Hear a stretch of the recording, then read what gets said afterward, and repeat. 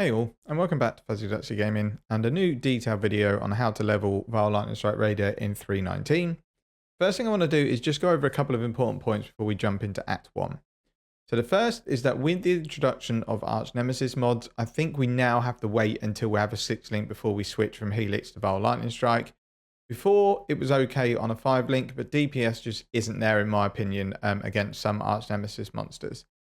The second is that this is a melee weapon build, so your damage relies on your weapon, so it is going to be slower to level than some other spell builds that get all their power from the gems. Thirdly is that the build needs a lot of strength and intelligence, and on the right hand side of the tree we don't have a lot of access to it. In the second half of the campaign you are going to need to start picking up strength and intelligence on your gear. Due to this, there's probably going to be a time in the playthrough, whether that be Blood Aqueducts, Foothills or Heist, where you're going to need to spend some time farming gear to get sorted for attributes and resistances to go on and then go mapping. Now, the way the build levels, I'd recommend being 67 before you map anyway, because it just fills out the tree perfectly. That said, leveling is going to be super comfy in 3.19 as we can get spell suppress capped super early. Should be around level 38 to 40, and it feels insanely powerful against a lot of enemies. So full written details along with recommended gem links are listed in the POV. I will touch on them in a video, but I'm not going to go through it in too much detail. So with that out of the way, let's jump into Act 1. So the way I like to do Act 1 is go bows until level 12. We start with a bow, we get free bow gem. It just means you save a couple of wisdom scrolls, which can be important early on. So once you've killed Hillock, you're going to pick up Galvanic Arrow and stick it in instead of Burning Arrow. Once you get to level 4, you want to add in Mirage Archer. If you've been lucky and you've found 3 green links, then you can add in Onslaught as well. We do also want a second 2 link for Shrapnel, Ballista and Pierce, and then just a dash for movement skill. And that should see you through to Brutus. I would recommend, if you can, pick up and equip some Iron Rings because they add flat damage. You can get Quivers with physical damage, and you can equip a Rustic Sash. If you're lucky and find a bow, great. If not, I wouldn't necessarily spend currency crafting one because you're going to be ditching them at level 12. Even if you just find a short bow on the ground, that's going to be enough to kill Brutus. Now, once you're level 12 and you've got Merval's Cavern Waypoint, that's when Helix becomes available from a vendor. But we don't get it as a reward. You have to buy it and it costs a transmute. This is the time where I would switch to Helix and I will go two-handed sword to start with. It's very, very difficult to find 2 decent claws or even 1 in the first act. Whereas a two-handed sword that you can either throw an essence on or phys vendor recipe craft is going to make light work of Merval. So your links are still green, green, green, which is good. And they're going to be Helix, Onslaught, and Added Cold.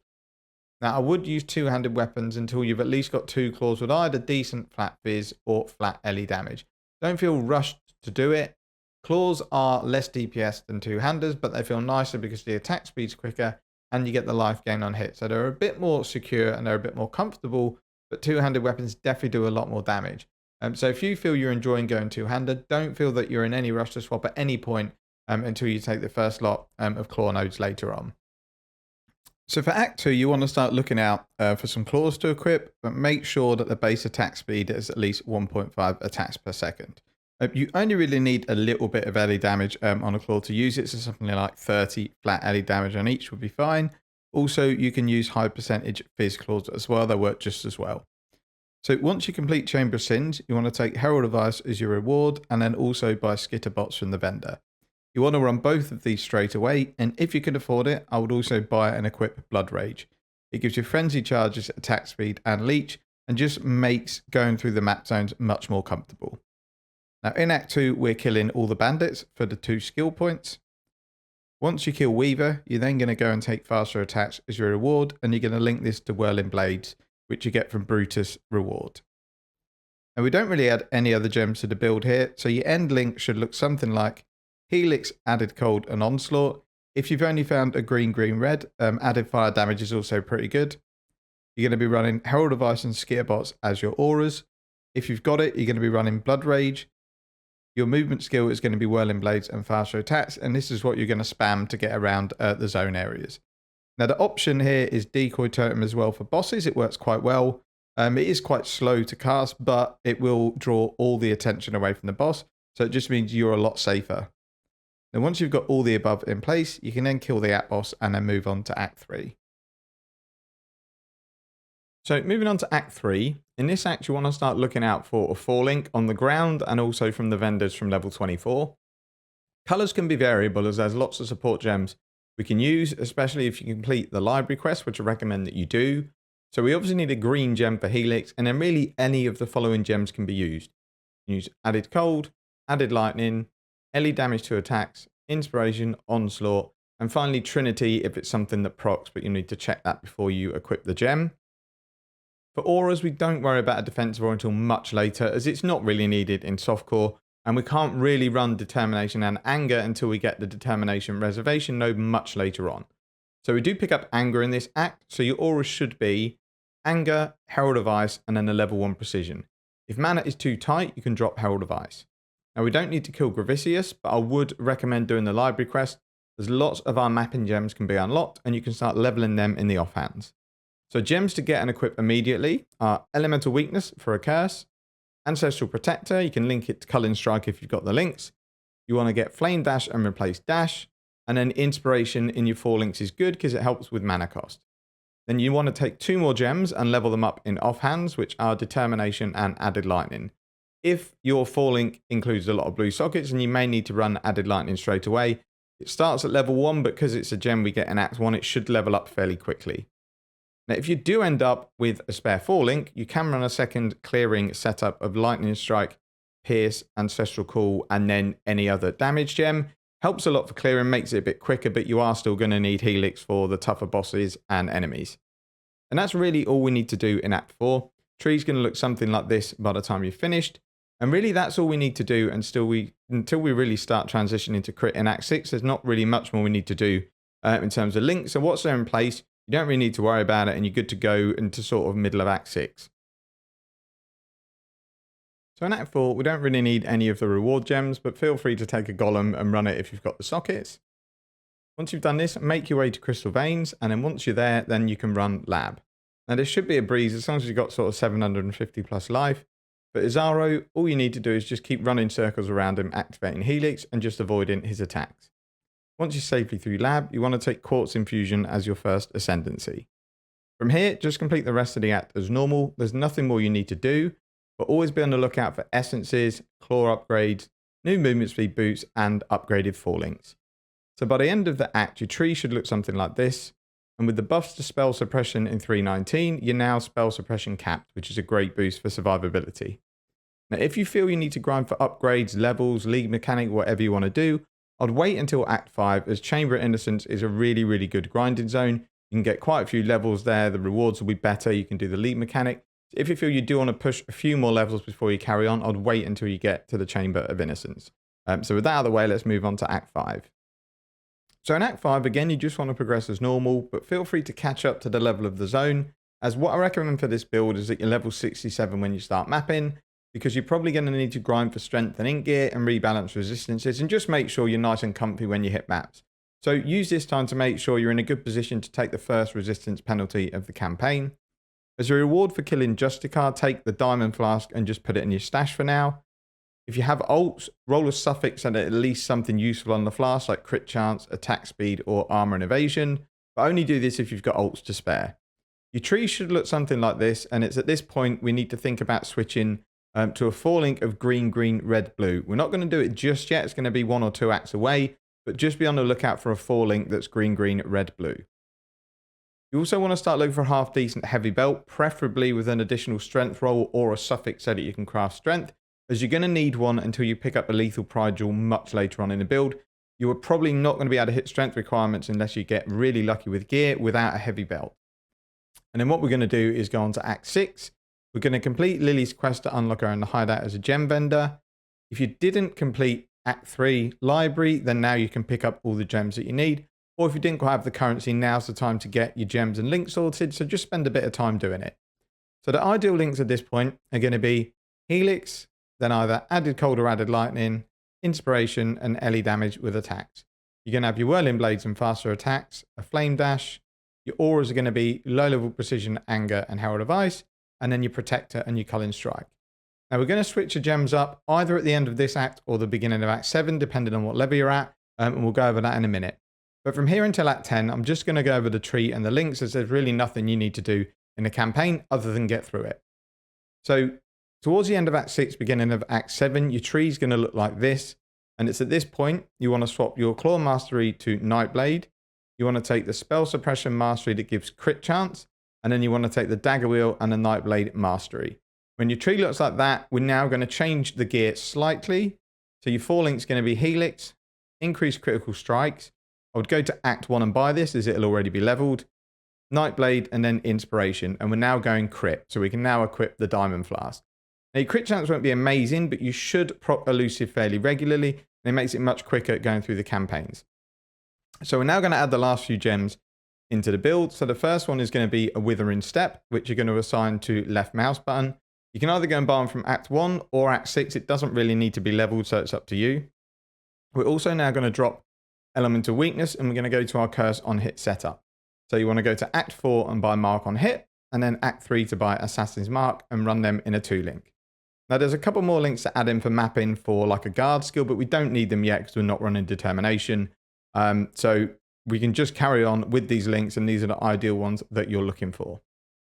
You don't really need to worry about buying these guard gems either, because we only really level them up to sort of 10 or 11 anyway, and that'll be done really quickly in maps.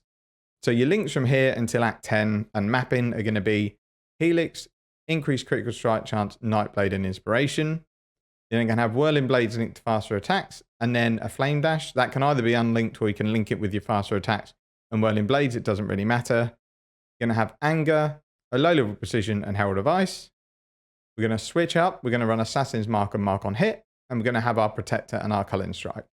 At this point, your flask should be 2 Quicksilvers, 1 Diamond, and 2 Life Flasks. You should not need a Mana Flask now that we've got the Leech Nodes. And then at the end of Act 9, your tree is going to look something like this. Now, if you've not already done so, start grinding either Heist or whatever your favorite Act 9 campaign zone is to get your attribute requirements in order, get at least 2.5 to 3k life, and get your resistances ready for the penalty drop. It's up to you, but I recommend you grind till level 67, as this finishes the first section of the tree and it just transitions you perfectly into mapping. So for the next 2 labs, just complete them when you feel ready and comfortable to do so. You're going to take Avatar of the Vaal for your second lab, and then Way of the Poacher for the third. Now on your tree, once you get the Determination Reservation and the Reservation Wheel, you're going to drop Herald of Ice.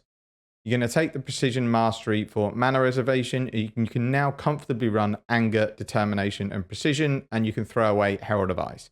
You can also start leveling Precision up because you're going to need it for accuracy. Now, individual act trees are included in the POB if you wanted to have a look, but at 67, your tree is going to look something like this. Or actually, it should look exactly like this. So as I say, now we've got Determination, we can add in our final links, which are going to be a Molten Shell and a Cast when Damage Taken. I'd recommend doing your Molten Shell at level 11 and your Cast when Damage Taken at level 2. At this stage, if you've not picked up a Vaal Lightning Strike gem yet and you've got some Vaal Orbs, go to Act 1 and start buying Lightning Strike from the vendor, because they should already be sort of level 11 or 12, and then use the Vaal Orbs on them. When one turns into Vaal Lightning Strike, put it in your weapon swap to level for later. Now you get 2 more Flask rewards in the campaign in Act 7 and 10, and you want to take a Granite Flask and a Jade Flask. And then at level 60, start looking out for Divine Life Flasks and roll them as an instant bleed flask. You want to roll this with alterations until you either hit the flask or you just get the instant part with an open suffix, and then you can go to Bestiary and you can put a ceiling mod on the item which will give you bleed removal. So your final gem links and flasks should be Helix, Critical Strike Chance, Nightblade and Inspiration, Whirling Blades Faster Attacks, Flame Dash, Anger, Precision, Determination, and as mentioned, you can start leveling Precision up. Going to have Assassin's Mark and Mark on Hit, Protector and Culling Strike, and then Molten Shell and Cast when Damage Taken. If you have some spare sockets, I would recommend turning your Mark on Hit into a 3-link and adding Inspiration because it lowers the mana cost. So your flasks at this stage and for mapping are going to be your Bleed, Life Flask, Diamond, Jade, Granite, and Quicksilver. Now, if you've been farming, you should have plenty of alterations and augmentation, so try and roll some good suffixes on your flask. Now, please do it because it makes a massive difference, and you definitely want increased evasion on one of the flasks and increased armor on one of the flasks. They're the 2 mandatory ones. Then you're looking for something else that helps on the others, like increased crit chance, movement speed, attack speed, less curse effect. Really, it doesn't matter because you're probably going to run out of alterations if you try and roll every flask perfect. Just get something that's going to be handy. At this stage, I'd also try and make sure you've got life rolls on gear. Don't go into maps with no life on any of your gear because you're going to find yourself in trouble because you're going to be really, really low on life. If you can, try and get an accuracy roll of 200 or above on one item, as it will help. It's not needed yet, but as you level up more, your accuracy is going to start to take a hit. So start looking for accuracy on at least one piece of gear. So with all that done, you're now ready to go and destroy Kitava, and it should be an absolute cakewalk, and then we can start mapping. Now, if you've got a few spare chaos, I recommend buying a 5-link before mapping, as they should be fairly cheap and it will make life much easier. Although as shown in the footage at the moment, this is 4-linking and it's absolutely fine. But once you get to sort of late white, early yellow maps, it's not going to feel quite as comfortable. So a 5th link really helps. So your 5th link is going to be something like LE damage, added cold or added lightning, depending what you've already got in your links. If you can proc Trinity, then that's the gem I would recommend you equip, as it's the biggest DPS increase. For now, I'd keep increased critical strikes until a few more levels and we pick up some more crit nodes, and then we maybe don't need to rely on the gem as much. So with your 5 links helix set up, you should be comfortably doing mid-tier yellow maps fairly comfortably. Now that's covered, we're going to go away from sort of the campaign and we're going to look at how to level in early maps and what gear to upgrade and how. So the first upgrade really that you're looking for when you hit maps is a better claw, because you probably left the campaign with a really junk claw. The claw you want really as a minimum, you want T3 lightning damage, you want some attack speed, and then you want one more elemental damage roll. That can either be one that's rolled naturally or you can craft whatever the best one available on your bench. And this claw should see you good for quite a while. Now attack speed is really important, as the build feels quite clunky before Uberlab. It feels even worse if you don't have a decent amount of attack speed. So Imperial Claws are included on the filter that are going to be detailed in the endgame guide that will be out after patch notes.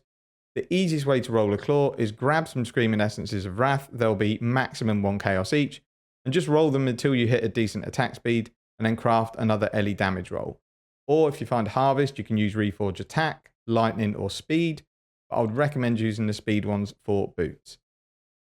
Now it might be that you end up with a claw that's, T3 Lightning, T3 Cold, and decent attack speed, and then you're probably not going to upgrade the claw again until you're sort of mapping in T16s and you've got a bit of currency.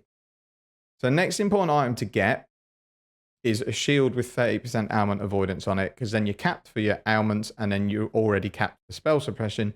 It's going to make mapping really, really comfortable. Now 30% can roll on under item level 73, but it's the top of the range. So I think it's 25 to 30. So it's unlikely you're going to get one. So the best thing to do is wait until you get a shield that's item level 73 or above. They'll drop naturally from any mobs in T6 maps, or elites and rares in tier 4 and tier 5s. And again, these are included on the filter. Any item that you should pick up to look to craft on will drop on the ground as green, so pick them up. When you have one, head to Harvest, and you either want to roll the Cold, Lightning, or Firecraft. These give ailments all the time, and they're really common crafts. It's not unusual to get like 4 or 5 Firecrafts in one plot, or 3 or 4 Lightning. All we're looking for is 30% ailment avoidance, and then either life or space to craft life. Anything else you get on it is a bonus, because we're going from dual wielding claws, so you shouldn't really have any resistances on them, to a shield. So if you can also fit in resistances, it's going to be a massive bonus. So those, along with your 5 link, are your 3 key upgrades. And then from here, you're just looking to upgrade your gear to better life, better damage, and better elemental resistance rolls. Ideally, you want all your pieces to be decent armor and evasion bases. Now again, the higher tier bases are going to be included on the loot filter. They're going to drop as green. So start picking them up so you can craft on them. And then also look out for armor evasion 2-tone boots. In terms of jewelry, look out for gate amulets. Again, they're on the filter. Use whatever crafting materials you've got on these, because I imagine, again, your amulet, unless you got really lucky in a campaign, is going to need an upgrade. And for the amulet, you want to get plus to all attributes, at least sort of 18 to 20. Some kind of damage roll, either flat LE damage, crit chance, multi, or percentage LE damage, and then life or space to craft life. What I tend to do for jewelry is use suffering, torment, or anguish essences. They're normally the cheapest essences, and they give flat LE damage. So once you've got your gear upgraded a bit better, you're going to be comfortably leveling up and farming mid-tier yellow maps. You still get really good XP at mid-80s doing yellow maps, so don't feel rushed to move up tiers, although map drop RNG might not allow you to do that anyway. So your next goal is to save for corrupted 6-link that's either an evasion base or a strength evasion base. Now the colors need to be green, green, blue, red, and red. The 6 color can either be blue or green. If one's much cheaper than the other, go for it. If they're similar, I would go for a blue socket as your 6th color, as added lightning damage makes it really easy to proc Trinity, and it increases the damage for our shocks. So once you've got your 6-link, you just really need one more upgrade before swapping to Vaal Lightning Strike, and that's Pierce on your projectiles. Without it, the skill feels absolute garbage for clear. So there's a couple of ways you can do it. You can spend 3 points on the tree to get +3 Pierce. If you're going to do that, I would drop the Heartseeker nodes and then take the Pierce nodes. What I would recommend doing is trying to buy a +2 Lightning Strike Pierce Enchanted Helmet on trade. Now, because these drop from the 3rd lab, people are going to be enchanting helmets that maybe aren't that great, so they shouldn't be too pricey. But even then, don't be surprised to have to pay 30 to 40C very early in the league. Now, as I say, don't worry too much about the type of helmet, just so you can fit whatever gems you want to in there. Ideally, again, it would be either strength, dex, or a strength dex base. But if they're really, really expensive, just get whatever base you can, because +2 Pierce is really, really important early on. So your links when you switch, they're going to be Vaal Lightning Strike, Nightblade Support, Inspiration, Trinity, Ancestral Call, and added lightning damage. If you ended up getting the 6 socket as a green, it's going to be added cold. Just double check that your Trinity is still proccing. So with this setup, you're probably going to be comfortably farming the same tier content, but you're going to be doing it much quicker and it's going to be more fun. Now the build might still feel clunky because until Uber Lab, we still lack the attack speed to make it feel smooth. But I promise once you get Uber Lab done, the build starts really ramping. So once you get your 6-link, you can definitely do Uber Lab on this setup as long as you're sort of low to mid 80s in level. However, if you want a really, really super comfortable and easy lab, wait until you get your +1 strike gloves, as it's then a breeze. Now, as I said, it's really doable on the Ancestral Call setup, but I'd recommend taking all the Dark Shrines and disabling any buffs in Azaro's chambers. If you do need some help with lab, go to poelab.com. There's a tool there called Lab Compass that you can download. You can then download the Uber Lab layout for the day and load it into the compass. Basically, it tells you exactly what exit to take and it tells you where the Dark Shrines are. Picking up Dark Shrines makes lab so much easier. What I would recommend if you are a bit worried about Uber Lab, once you've got your Vaal Lightning Strike going, the easiest way to deal with Azaro is basically hit him and tank him, just avoid him, hit a Lightning Strike every now and again on him until both your Vaal Lightning Strikes are up, then get closer, drop your totem, flasks, activate your Vaal Lightning Strikes, and you should phase him really, really quickly. Once you've done lab, as I say, you're going to notice a massive improvement in the clear speed and the single target damage of the build. Now, your final 2 upgrades to get you really ready for T14 plus mapping is going to be a pair of gloves with +1 additional strike, which is a Searing Exile implicit. Be aware, if you're trying to roll these yourself, the gloves have to be item level 75 or above, or you won't be able to roll it. You really want these gloves to be either evasion, armor, or armor evasion base. If you have to pay a bit more for that, go for it, because these gloves are going to be with us for quite a while. Now, if you're leveling quickly and you're mapping on day 1 or 2, these gloves are going to be expensive. They're going to be minimum of 1x for the base, but it is really important to get them, and they are something that's going to stay with the build for a long time. Once you pick up the gloves, you can then do whatever you want with them with crafting, as long as you don't roll another Exarch orb on it, then you can just roll them with greed essences until you get a decent pair of gloves. And then at this point, you can drop Ancestral Call from your links and add in LE damage to attacks. The other thing you're going to want is an upgraded claw. Now, if you manage to get lucky, like we were saying earlier, and you got like a double T3 LE damage and attack speed claw, you may not need to. But at this stage, I'd really consider upgrading your claw if you're going to look to go to sort of T16 max. In terms of the base, you really want a minimum of an item level 82 Imperial Claw, as these roll T1 flat LE damage rolls on them, which are the highest that can roll. What I would do for these as a cheap craft is buy some Shrieking Essences of Wrath. These should be fairly cheap. They're like the 2nd tier. I would think they would not be any more than 2 chaos each. Roll them just as before, but this time you're looking for either 22% attack speed and an open prefix to craft, or a T3 or higher LE roll of either cold or fire with an open prefix to craft 11 to 15% attack speed. Essentially, you're looking for something like a 400 LE DPS claw, and that should see you through to sort of T16 max. This is also the time to check your chance to hit and accuracy. Make sure that you've got 100% chance to hit.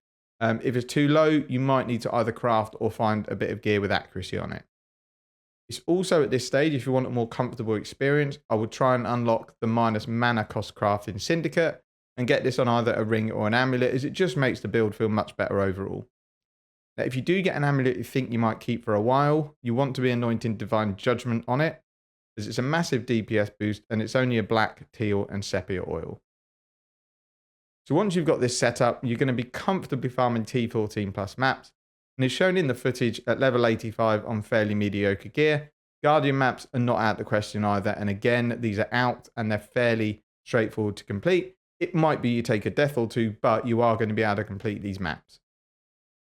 Now, as you have to corrupt red maps for completion, don't feel too bad if your leveling slows a little bit at this stage and you take the odd death, because you do not really have a choice when you lower maps. Whatever it corrupts, you have to run as long as it's one you can physically run.